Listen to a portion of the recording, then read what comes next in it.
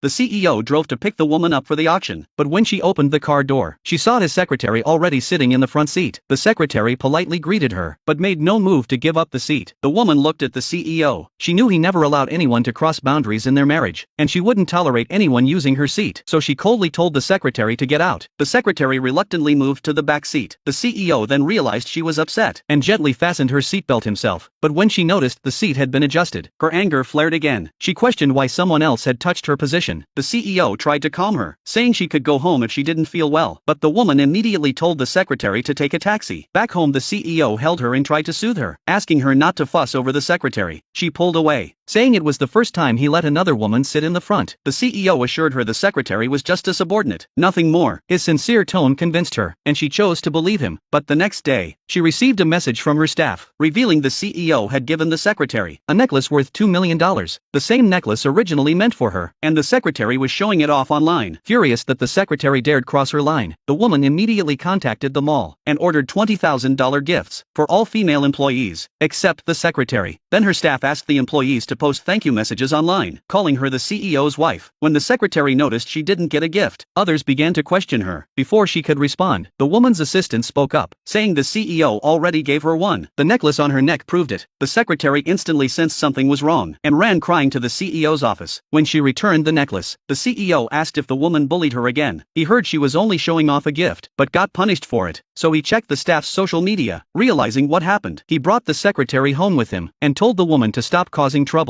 He claimed the gift was just a way to apologize. The secretary pretended to be sincere, saying she was simply overwhelmed by her first expensive gift, but the woman warned her that young people should focus on work. Hearing this, the CEO started arguing with her. The woman recalled how he used to avoid all women, but now, his behavior had changed because of a single secretary. She decided to fire the secretary, and made her start over from the lowest position. The secretary was upset at first, but when she saw the CEO arrive, she quickly got on her knees, and began scraping gum off the floor with tears in her eyes. The CEO couldn't bear to watch, and stormed home to blame the woman. But when he saw her silent, he left to fight for the secretary's justice. He reinstated her as his personal secretary, and even fired an old employee who had been loyal for 7 years. After handling company affairs, he brought the secretary home, and announced he would live separately from the woman. He said he'd return only when he felt like it, and walked away without looking back. The woman knew the marriage was over. In the following days, she kept seeing the secretary flaunt their life online, so she called her lawyer, and asked to prepare the divorce papers, including a new financial settlement. Soon the CEO called, reminding her it was his mother's birthday. She agreed to attend the event with him. Before leaving, she glanced at the wedding photo on the wall, and told the housekeeper to throw away everything related to the CEO. Then she turned and walked out the door. Soon they arrived at the party.